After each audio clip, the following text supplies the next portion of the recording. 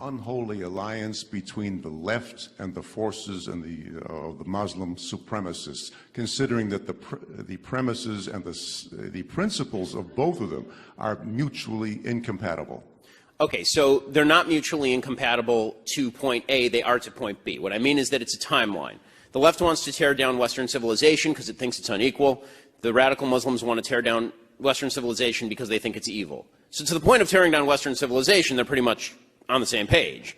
It's where they go from there that's a problem, right? One side wants to build a caliphate and the other side wants to build a communist utopia.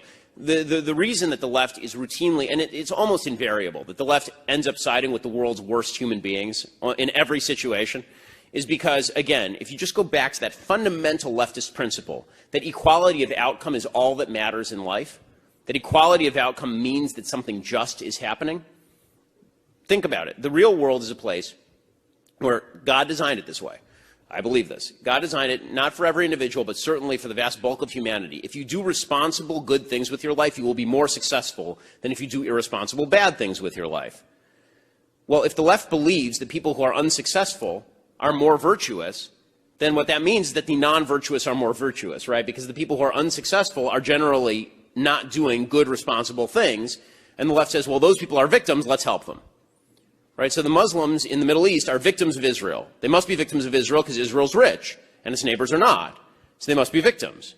Well, the real reason that the Muslims, the Palestinian Muslims, for example, are poor is because they've spent all the money that has been given to them, hundreds of billions of dollars, all the money that's been given to them over the course of decades, and they've spent it on terrorism, and they've spent it on stocking it away in their bank accounts of Yasser Arafat and Mahmoud Abbas, and they've spent it on garbage, and they spent it on anti-Israel propaganda. That's the real reason they're poor. But the left looks at it and they say, they're poor. That means they're virtuous.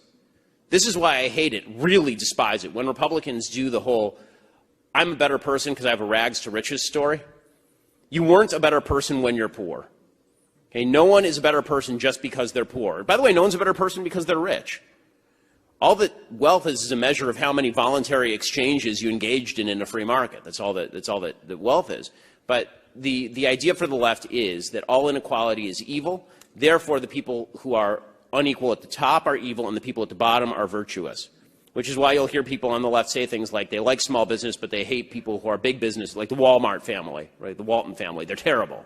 Well, were they terrible when they were just a family living in the middle of nowhere? When exactly did they transition over into evil?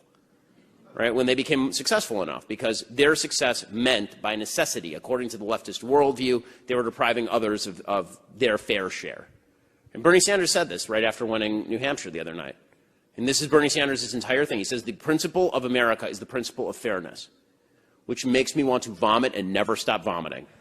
The principle of America is not fairness of outcome. And he was talking about fairness of outcome. He said, oh, how it's unfair that 1% of the population lives with more wealth than 90% of the rest of the population.